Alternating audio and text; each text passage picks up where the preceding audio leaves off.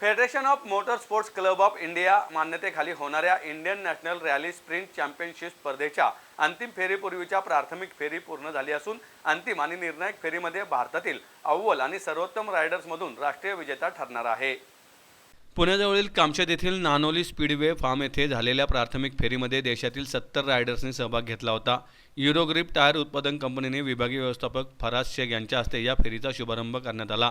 FB motor स्पोर्ट्सचे संचालक तसेच 3 वेळेचा राष्ट्रीय रॅली चॅम्पियन आणि मानांकित ग्रेट डेझर्ट्स हिमालयन रॅलीचा विजेता फराद भाथेना आणि चिन्मयी भाथेना उपस्थित होते। या अंतिम फेरीसाठी एकूण 100हून अधिक प्रवेशिका आल्या होत्या। या अंतिम फेरीमध्ये चेन्नई, बंगलोर, कोइंबतूर, भोपाळ, गुवाहाटी, तामिळनाडूमधील ईरोड, त्रिसुरा आणि कुर्ग, आसाम, कर्नाटक, केरळमधील एर्नाकुलम, शिमागोज, जयपूर या राज्यातून रायडर्सनी सहभाग घेतला।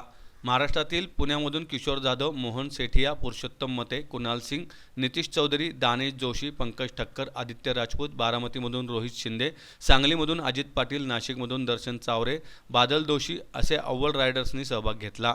या 2 व्हीलरच्या डर्ट रेसचा थरार पुणेकरांना अनुभवता आला। रॅली रेसिंगसाठी कोणतेही प्रवेश शुल्क आकारण्यात आले नव्हते।